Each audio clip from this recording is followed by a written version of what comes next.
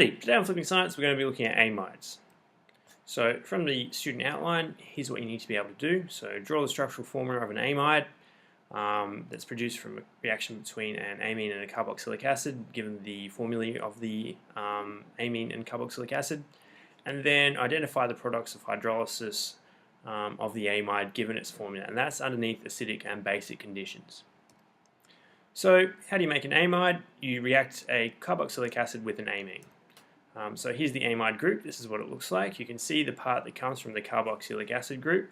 So this end here comes from the carboxylic acid group, and this bit here comes from the amine group. So why are amides important? One reason is nylon. So nylon is made up of usually you react a dicarboxylic acid and a diamine, and then you get lots and lots of amide groups forming, and that forms long chains. And that's what the plastic is, that's what the nylon is. So nylon's used all over the place, it's used in stockings and clothing. Here's the general formula for the production of an amide. You start with a carboxylic acid, you react it with an amine, and you get your amide being produced and water. So this is showing that it is a condensation reaction because we're getting a small molecule being kicked out. In this case, it's a water molecule. Now on our general formula here, we've got our carboxylic acid, our R1 and R2, they're carbon chains, and they can be of any length. So here's an example. So we're using acetic acid, so ethanoic acid. We're reacting that with methylamine, so one carbon and one amine. And that produces methylethanamide and water. Now, you don't need to be able to name the amides that are produced, but you can see where the names come from. So the methyl group, that's from the carbon that's attached to the amine originally. And the ethanamide, that comes from the carboxylic acid, so how many carbons you have in your carboxylic acid. So like I said, you don't need to be able to name the products, but you need to be able to draw what you'll get from a carboxylic acid and an amine. So here's an example question. So we're looking at writing the chemical reaction that occurs between propanoic acid and butanamine. So we're going to start by drawing propanoic acid. So methyl ethyl propyl, OH, carboxylic acid group. Draw in my hydrogens. And we're reacting that with butanamine, so we're going to start with the butan bit, so methyl ethyl propyl butyl, and then put the amine. I'm going to put in my H's quickly.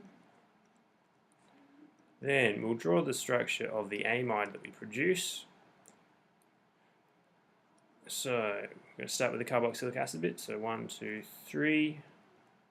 O, N, H, and now we draw in our carbons here, so 1, 2, 3, 4. 1, 2, 3, 4, and then I fill in my hydrogens.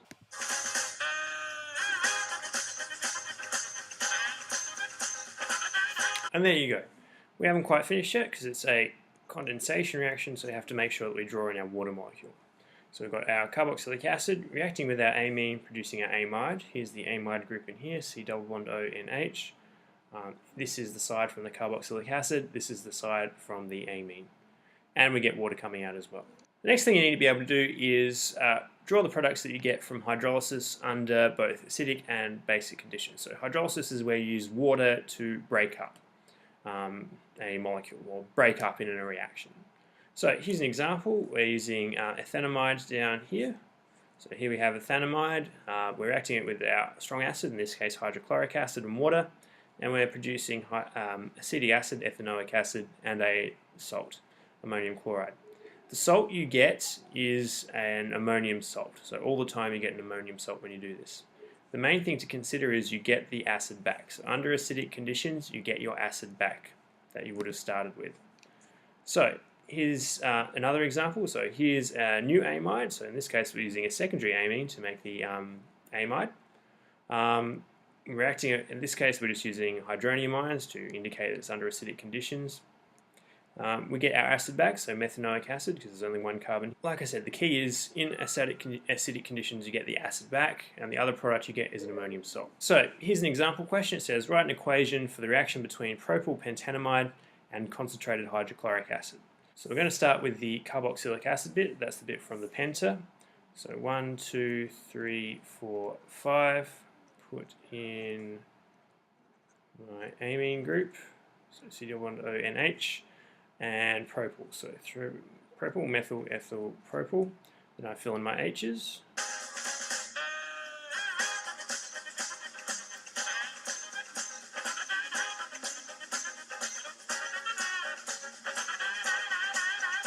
Now we're reacting that with concentrated hydrochloric acid, and we're also going to have water in there as well because we need the water to make the ammoniacal salt that we're going to get. Alright, so now we're going to draw what our products are. So we need to make sure that we get our carboxylic acid back. So I've got 5 carbons there, 5 double bond OH. So we've got our carboxylic acid back. Fill in my H's. Now we need to draw in our ammonia salt that we're going to get back, our ammonium salt. So we need to look at what we've got over here. So start with our nitrogen. Now we make a positively charged nitrogen atom because it's got an extra hydrogen essentially attached, so that gives it a positive charge in this case. And I've got my 3 carbons from that. Draw in my H's. Now we need to make the salt bit. Now this bit here has a positive charge, so I'm going to draw a chlorine nearby with a negative charge, and we're going to assume that they're joined together. So another way we could write that is we could write our N with our plus there, H3, because that's this bit here, then CH2, CH2, CH3, then we could do our Cl minus out the front. So that's another way that we could represent what's happened down here. So under acidic conditions, you get your carboxylic acid being returned and you get an ammonium salt. So here's our ammonium salt down here. Next bit you need to do is do hydrolysis under basic conditions. So under basic conditions, so we're using sodium hydroxide for example. So in our example reaction down here, we're starting with ethanamide, so we don't have any carbons attached to the amine down here. What you get, instead of getting a carboxylic acid, you get a carboxylate salt. So here's the carboxylate salt and this is the salt bit here. So you get O minus Na plus, and you get your amine being returned. So in this case it would be ammonia. So here's another example using the same one that we had before. So here's our amide over here, reacting it with sodium hydroxide. Here's our carboxylate salt, and then we get our amine being returned. So the amine that we would have started with is what we get back. So we're going to do the same reaction that we did before, except rather than using concentrated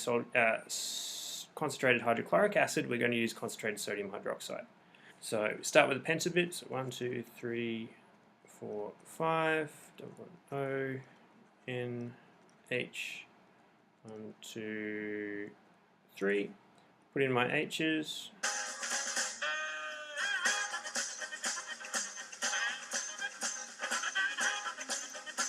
Now we're reacting that with sodium hydroxide.